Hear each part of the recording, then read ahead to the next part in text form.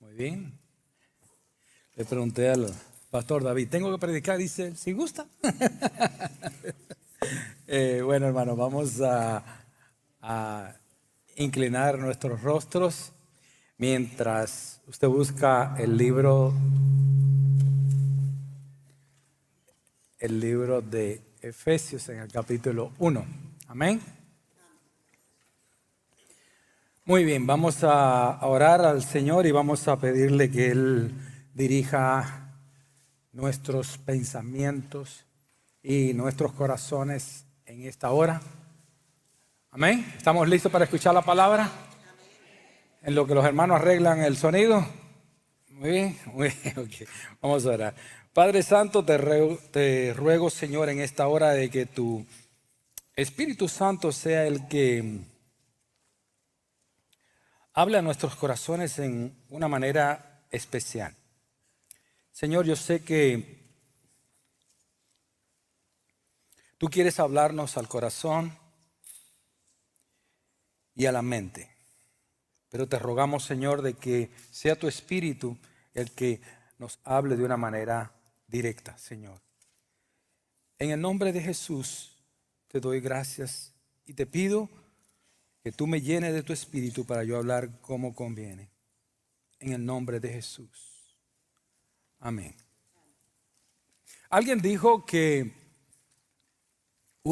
algunos viven como piensan y otros piensan como viven. Y creo que aquí en la pantalla está, no sé si esa imagen a los que pintan un poquito de canas, como yo, le puede recordar algo.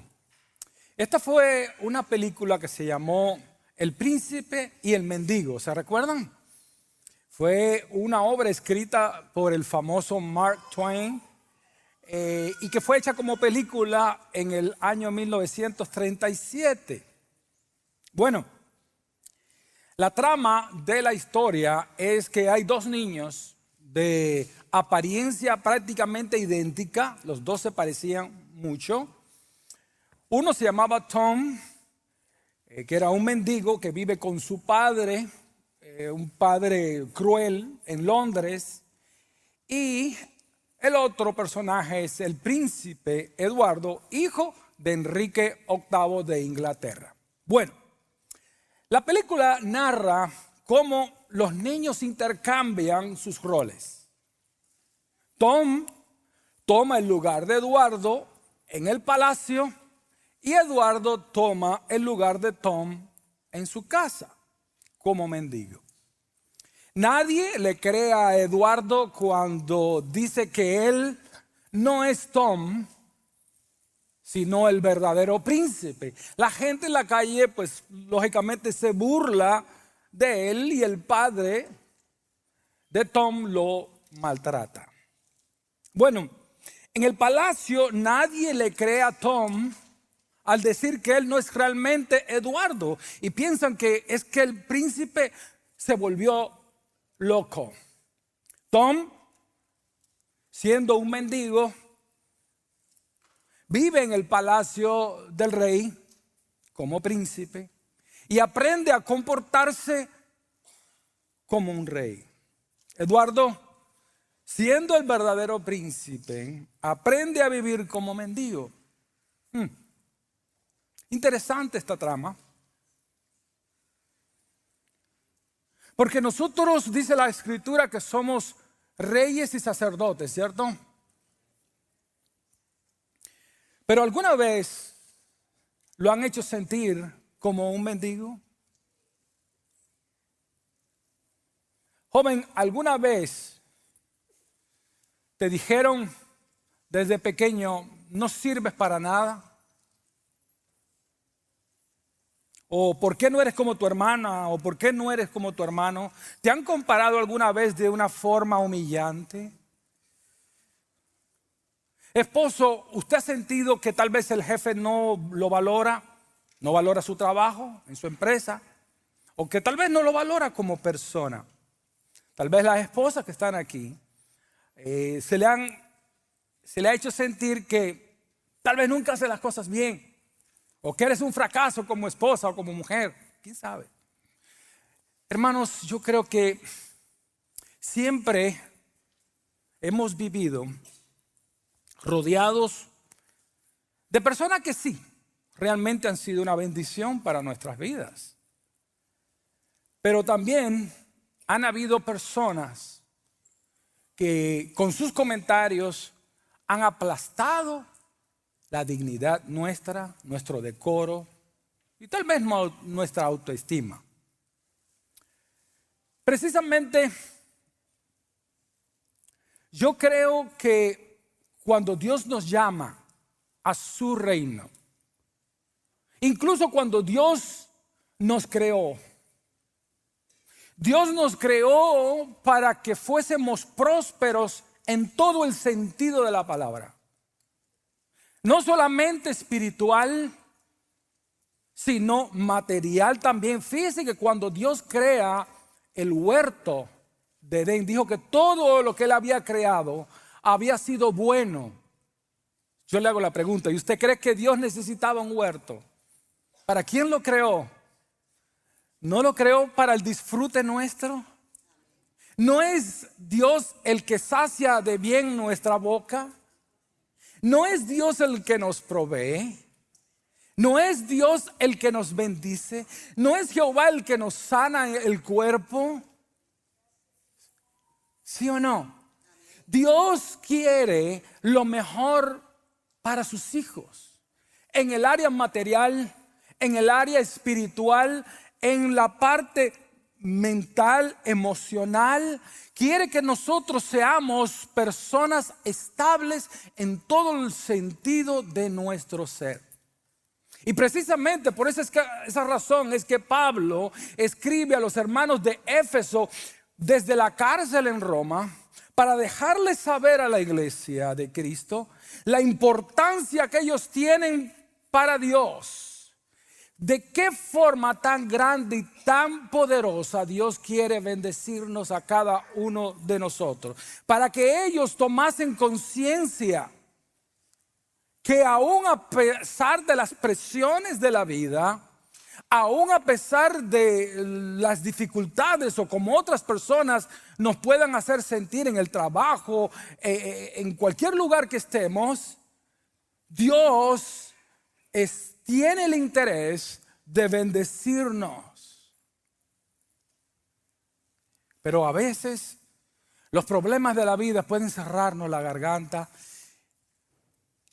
afligirnos de tal forma que nos hacen, en vez de vivir como reyes, vivir como mendigos espirituales, vivir como mendigos financieros, vivir como mendigos emocionales. Y Dios no nos quiere ver así. Dios no quiere ver a la iglesia en esa forma. ¿Cómo? ¿Cómo es que Pablo se las arregla para poder animar a estos hermanos, para que ellos se dieran cuenta qué tanta bendición Dios está dispuesto a hacer para con ellos? La primera cosa que nosotros tenemos que hacer es darnos cuenta no solamente de qué tan bendecidos estamos económicamente, porque fíjense, hermano, todo lo que estamos aquí, Dios nos ha dado comida, nos ha dado techo, nos ha dado ropa, nos ha dado un montón de cosas materiales, ciertamente, y seguirá, como dice la palabra, supliéndonos acorde a sus riquezas en gloria. Amén. Amén. Él ha prometido suplir todas nuestras necesidades. Él ha prometido su presencia hasta el fin del mundo. Amén. Pero, ¿qué es lo que el Espíritu Santo quiere decir por medio de Efesios capítulo 1 versículos del 3 al 4? Vea lo que dice: bendito. Y yo quisiera que hoy nosotros veamos este pasaje en un tono de alabanza. Bendito sea el Dios y Padre de nuestro Señor Jesucristo, que nos bendijo. Usted a veces lee esto y lo podemos leer de una manera muy muy rápida. Bendito sea el Dios y Padre de nuestro Señor Jesucristo, que nos bendijo. No dice aquí que nos va a bendecir. Dice que ya nos bendijo. De tal manera que la palabra aquí está en el tiempo pasado. Y dice aquí que nos bendijo con toda bendición espiritual. Ya le dije que nos bendijo de una forma material, pero también nos ha bendecido y sobre todo nos ha bendecido espiritualmente. Ahora, ¿qué significa la palabra bendecir?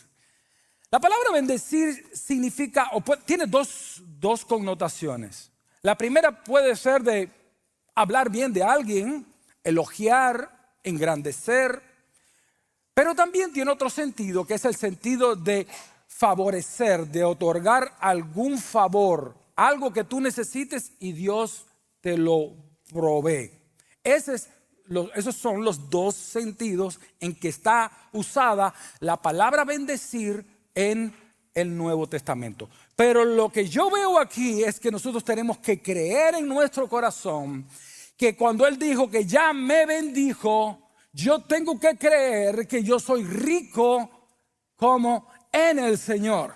Algunos son ricos espiritualmente, materialmente, pero Pablo aquí, el Espíritu Santo se enfoca en mostrarnos todas las bendiciones y todas las riquezas espirituales que Dios nos ha otorgado ya. Ya, no es que nos va a dar, no, ya somos bendecidos. Y esas riquezas espirituales vienen por la relación que hay entre Jesucristo y Dios. Dice el verso 3, bendito sea el Dios y Padre de nuestro Señor Jesucristo, que nos bendijo con toda bendición espiritual. La pregunta aquí es, si Jesús es Dios, ¿por qué dice el Dios de nuestro Señor Jesucristo? Si Jesucristo es Dios, ¿por qué hablar en esos términos? Bueno, hermano, porque hay algo que los teólogos usan que se llama la unión hipostática. Y usted dice, güey, ¿eso con qué se come? Bueno, es un término teológico usado para describir cómo Dios, el Hijo Jesucristo, al encarnarse, tomó forma humana. Es un término teológico, pero eso es lo que quiere decir. De esa forma, Jesús conserva su naturaleza divina y adquiere naturaleza humana. Por lo tanto, Jesucristo es una persona totalmente Dios y totalmente hombre. Y también hay otra palabrita un poquito técnica, que es la kenosis.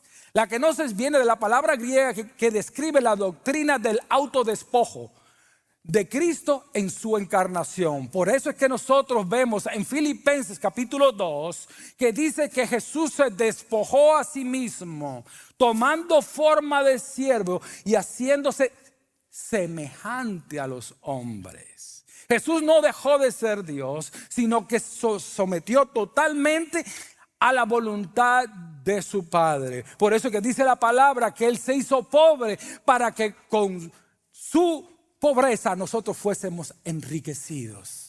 Él se despojó de su gloria. Él dio, de tal manera amó Dios al mundo que dio. Y todo aquel que ama, da. El amor no es un sentimiento, el amor es un sacrificio hacia el objeto o la persona amada.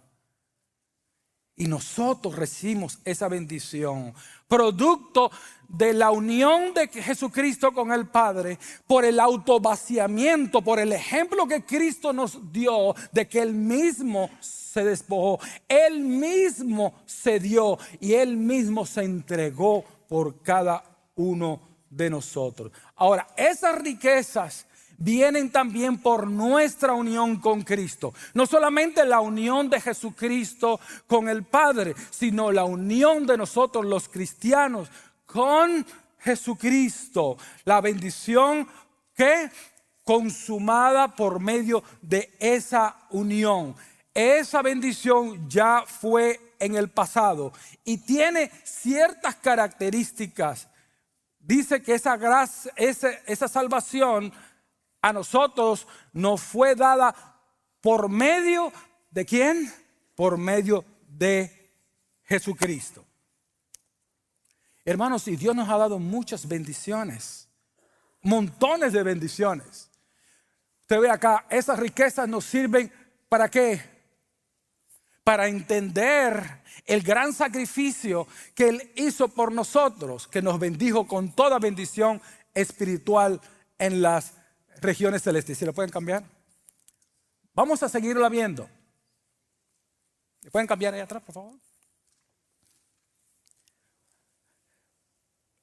Si Jesús es eterno, entonces ¿por qué dice el Padre de nuestro Señor Jesucristo? Por lo mismo que le estaba diciendo antes, ¿producto de qué? De la encarnación, por el producto de la encarnación. La próxima. Es que eso no me está funcionando bien aquí, por eso que lo tengo que estar pidiendo. Más adelante. Adelante. Más adelante. Esta bendición fue consumada en el pasado, fue completada en el pasado. Adelante. Es de naturaleza espiritual, esos son los lugares celestiales en Cristo. Adelante. Ahora fíjese, si nosotros nos ponemos a contar todas las bendiciones que nosotros hemos recibido, dice la palabra que nosotros somos salvos y somos bendecidos por medio de la salvación que es en Cristo Jesús. Porque nosotros hemos recibido el perdón de pecados que es en Cristo Jesús. Porque nosotros hemos sido llamados celestialmente por medio de la salvación que es en Cristo Jesús, Señor nuestro. La próxima. Nosotros hemos recibido la libertad de la condenación por la cancelación de la responsabilidad penal que nosotros teníamos del pecado. Nosotros hemos sido libertados de la ley por medio de ¿qué? De Cristo Jesús. Nosotros hemos sido justificados en Cristo Jesús y hemos recibido esa bendición. Nosotros somos nuevas criaturas en Cristo. Y tenemos esa bendición producto de la obra de Jesucristo. Nosotros somos fundamentados, nosotros somos edificados ¿en qué? En Cristo Jesús. Nosotros hemos recibido la bendición de la salvación. Nosotros hemos recibido la bendición de toda la enseñanza en Cristo. Nosotros somos llevados de triunfo en triunfo, como dice 2 de Corintios capítulo 2, verso 14. Nosotros vamos de triunfo en triunfo. Nosotros vamos de victoria en victoria. Nosotros no comenzamos en derrota, nosotros comenzamos en victoria. Nosotros somos gente bendecida espiritualmente para su gloria. Nosotros tenemos la bendición de que aun cuando nuestros cuerpos mueran, van a ser resucitados y vamos a ser puestos en gloria. Por eso, como dijo Job 19:25, yo sé que aún después de deshecho mi cuerpo, en mis carnes he de ver a Dios. La esperanza, la salvación, las bendiciones que nosotros hemos tenido no son solamente materiales, hermanos. Son espirituales en Cristo, son eternas, están seguras. Son las arras de nuestro espíritu, del espíritu que habla el libro de Efesios. Dice que a nosotros se nos dio inteligencia espiritual para saber los tiempos. El Señor nos dio herencia. Nosotros heredamos junto con Cristo. Dice la palabra que nosotros somos coherederos con Cristo. Todo lo que Cristo tiene, nosotros lo vamos a heredar junto con Él. Todas las estrellas, todos los astros, todo lo que existe en el universo va a ser nuestro y ya es nuestro porque está en pasado la bendición. La bendición está asegurada. Por eso es que dice la palabra que las aflicciones de este tiempo no son comparables con la gloria venidera que a nosotros ha de manifestarse. Nosotros somos ricos aparentando ser pobres sobre la tierra. Cada uno de nosotros que haya aceptado a Cristo Jesús como Salvador tiene que creer que es realmente un rico. Rico en Cristo, rico en bendiciones espirituales. No viva usted como un mendigo siendo rico. Somos ricos en Cristo. Y eso es lo que se nos tiene que meter en la cabeza. Hermano, la opinión que el mundo tenga de nosotros no es la que vale. La opinión que usted puede tener acerca de sí mismo, la opinión que yo tenga acerca de mí mismo, no importa. Lo que importa es cuál es la opinión de Jesucristo, cuál es la opinión del Espíritu Santo que ha sido derramado aquí en este cuerpo. Y dice la palabra que Él nos escogió. Primeramente, tú y yo tenemos que creer de todo nuestro corazón que somos ricos en Cristo. Y número 2, yo creo que tenemos que aprender a valorarnos. Yo creo que nosotros tenemos que aprender a valorarnos. Porque muchas veces nos vemos como un mendigo. Muchas veces nos vemos como, ay, pobrecito yo. Y hay algo en la cultura nuestra que es el fatalismo. La cultura nuestra hispana, yo nací pobre, pues así me voy a morir. El fatalismo quiere decir, yo nací así y así me moriré. Suena canción, ¿verdad? Pero las ideas que las canciones nos han dado, seculares, a esas canciones rajavenas, que simplemente hablan de tristezas, que hablan de engaño, que nos han discipulado, entre comillas, a través de los años, de que nosotros nunca vamos a prosperar en nada. ¿Usted sabe lo que me dijo a mí un familiar mío una vez? Tú lo único que vas a servir es para un animal de carga, tú nunca vas a servir para nada.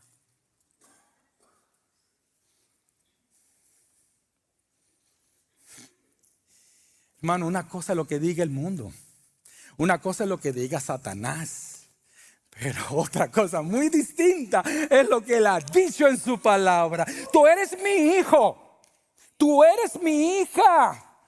No creas las mentiras que el diablo pone en tu mente. Tenemos que aprender a valorarnos. Yo soy una persona importante. ¿Sabe por qué? No porque tenga un título de doctor al frente de mi nombre. Si no lo tuviera, si no tuviera nombre, si no tuviera apellido, aún Dios me amaría con todo y a Él no le importa títulos, Él no le importa cuánto usted tiene en el banco, Él no le importa qué carro usted está manejando, Él lo que le importa es su alma. Y si usted hubiese sido la única persona que hubiese estado perdida en este mundo, aún así Cristo hubiese venido y hubiese muerto para salvarle. Aún así, Cristo hubiese venido por una persona. Nosotros tenemos que entender, hermano, que dice el versículo 4. Según Él nos escogió antes de la fundación del mundo. Por eso es que le dice al profeta, con amor eterno yo te he amado. No es que antes de que estabas en el vientre de tu madre, no, antes de que el mundo fuese, antes de que existiese la primera estrella, antes de que existiera el primer astro, yo te conocí por nombre, por apellido, y yo sabía lo que tú ibas a hacer. Dice la palabra que Él nos escogió antes de la fundación del mundo. Y nos escogió no para que viviésemos una vida de pobreza en ningún tipo de sentido, hermano. Y no estoy hablando de la falsa teología de la prosperidad, que dice, da a Dios tanto y Dios te va a dar tanto. Yo no estoy hablando de eso, hermano. Eso es falso y es satánico. Lo voy a decir con toda la palabra. Eso es satánico. No le haga caso a los evangelistas. No le haga caso a los pastores que simplemente están dando un mensaje para sacarle dinero y para engañar al pueblo de Dios y al que se deje engañar. No, Dios dice que Jesucristo, siendo rico, se hizo pobre para que con su pobreza nosotros fuésemos enriquecidos. Dios no vino a sacarle la plata a la gente. Dios no está interesado en el dinero de las personas solamente. Dios está interesado en el alma de la persona. Dios quiere bendecirte, sí. Materialmente, sí. Pero hermano, lo que nosotros estamos viendo aquí es que Dios está interesado en las almas. Y dice que Él nos escogió desde antes de la fundación del mundo para que nosotros fuésemos santos y sin mancha delante de Él. Cuando dice que nos escogió desde antes de la fundación del mundo y usa la palabra para, esto implica un propósito. Cuando Dios no hace nada sin un propósito específico. Dios nos escogió con un propósito, y es que el día que nosotros naciésemos, el día que nosotros le aceptásemos, Él nos iba a usar como un instrumento de su gloria. Tú eres un instrumento de su gloria. Tú y yo somos un instrumento de su gloria antes de la fundación del mundo. Dice la Biblia, ¿cómo fue que Él nos escogió? Hermano, ¿usted cree que Dios necesitaba escogernos a nosotros? Dios no necesita nada. Dios no necesita a nadie. Principalmente ese es uno de los atributos de Dios, que no depende de nadie ni de nada. Pero dice que Él nos escogió y nos predestinó, es decir, nos dio un destino, nos dio un futuro. Por una sola cosa, hermano. ¿Sabe por qué fue? Por amor. Él te escogió por amor. Él te conocía, Él me conocía.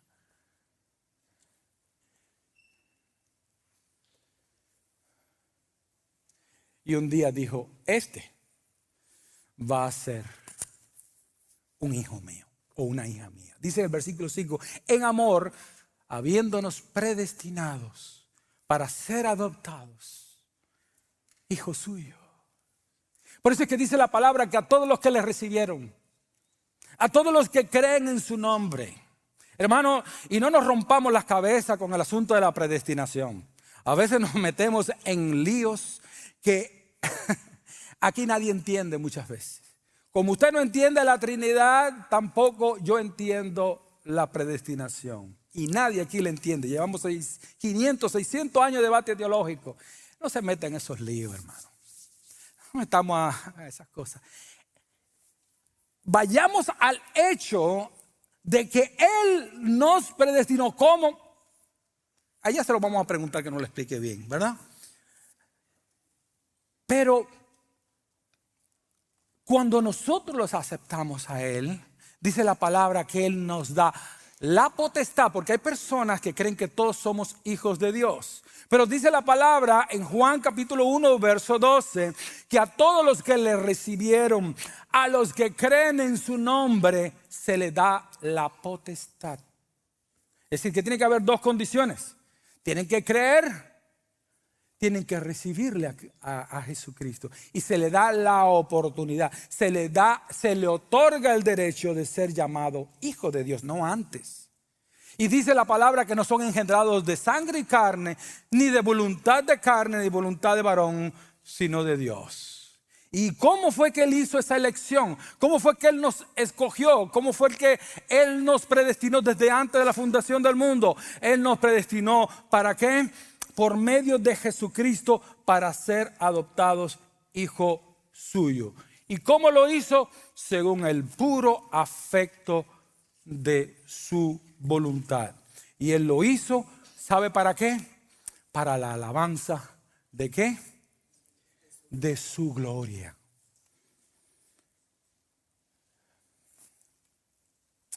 Hermano, nosotros estamos empezando una serie que es acerca de la libertad financiera. Y yo creo con todo mi corazón,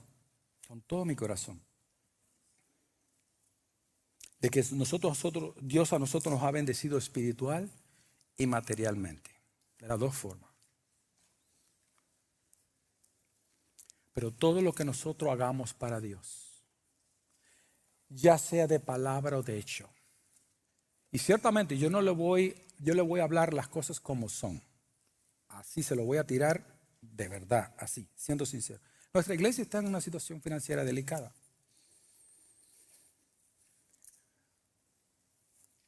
Yo no voy a ser de esos pastores que están pidiendo plata a la gente. Yo no estoy aquí para pedir plata ni para engañar a nadie. Pero sí les debo hablar con la verdad. Nuestra iglesia está pasando por una situación financiera delicada. Y eso sí se lo tengo que decir. A los pastores no nos gusta hablar de esto. Está bien. Porque es que ya estamos cansados de personas del mundo, gente que ni siquiera son cristianos, que abusan de los hermanos y abusan de las iglesias. Nosotros no estamos en ese rol. Nosotros queremos llevar la obra del Señor hacia adelante. Pero algo que nosotros queremos hacer con este primer sermón, hermano, es que cada uno de nosotros entienda que Él nos ha bendecido, no solo materialmente, sino espiritualmente.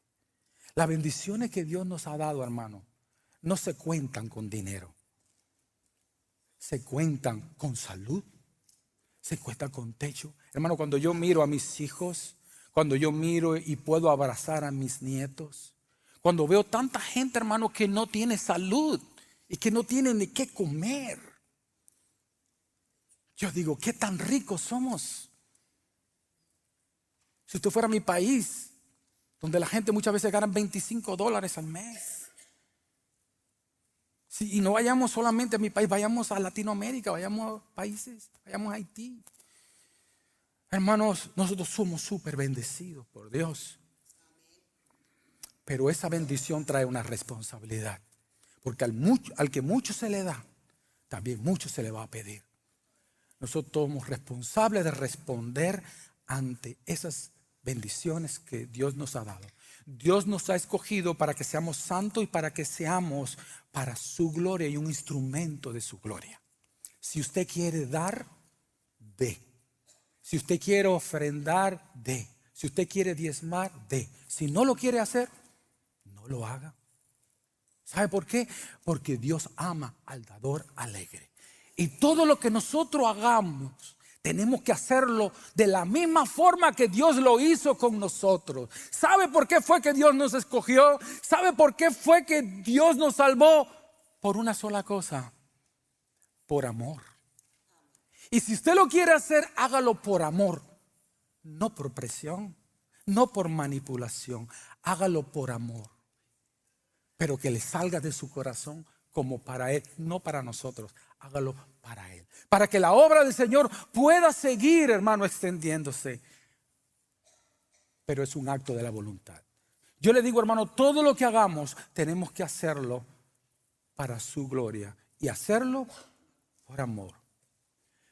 Yo le pido, hermano, que ustedes se pongan de pie un momentito.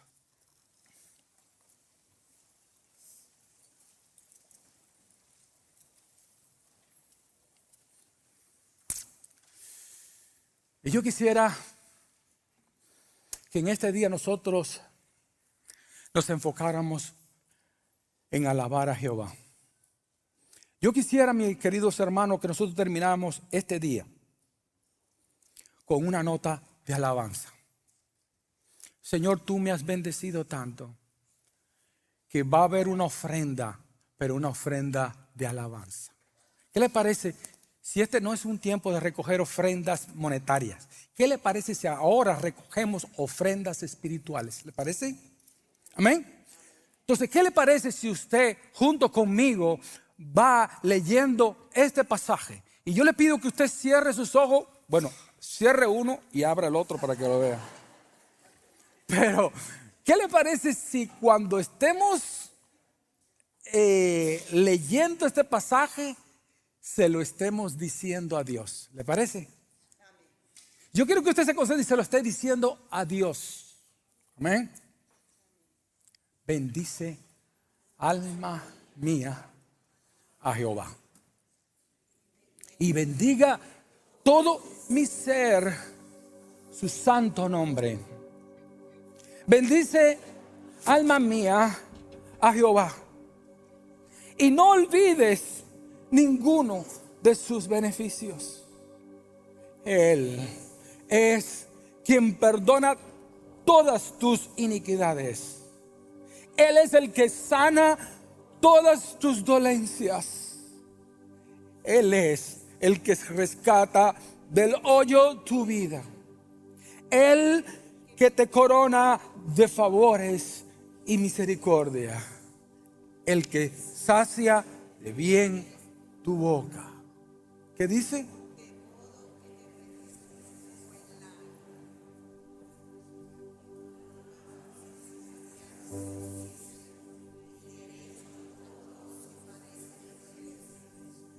sus caminos notificó a Moisés, a los hijos de Israel sus obras.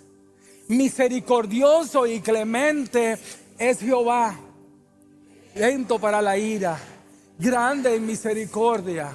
No contenderá para siempre, ni para siempre guardará el enojo. No ha hecho con nosotros conforme a nuestras iniquidades, ni nos ha pagado conforme a nuestros pecados. Porque como la altura de los cielos sobre la tierra, engrandeció su misericordia sobre los que le temen. Cuanto está lejos el oriente del occidente, hizo alejar de nosotros nuestras rebeliones. Como el Padre se compadece de los hijos, se compadece Jehová de los que le temen. Porque Él conoce nuestra condición, se acuerda que somos polvo.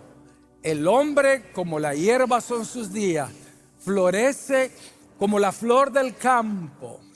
Mas la misericordia de Jehová es desde la eternidad hasta la eternidad sobre los que le temen. Y su justicia sobre los hijos de los hijos, sobre los que guardan su pacto y los que se acuerdan de sus mandamientos para ponerlos por obra. Jehová estableció en los cielos su trono y su reino domina sobre todo.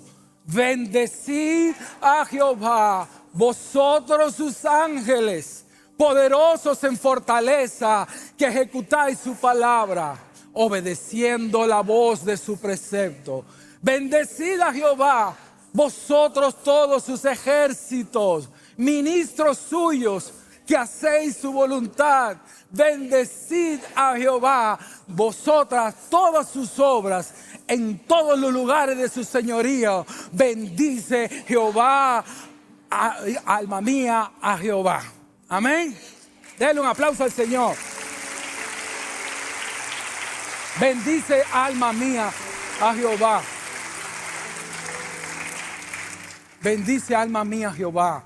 Bendito sea Jehová de los ejércitos, el que tiene favores, el que tiene misericordia, el que llena de bien nuestra boca, el que nos sacia, el que nos da todo, el que nos da la vida, el que nos da el aliento, el que hace que tu corazón lata.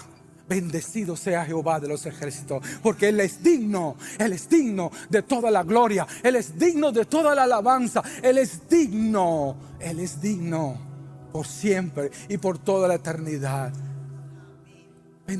Bendito sea Jehová, y Dios bendiga a su pueblo en este día.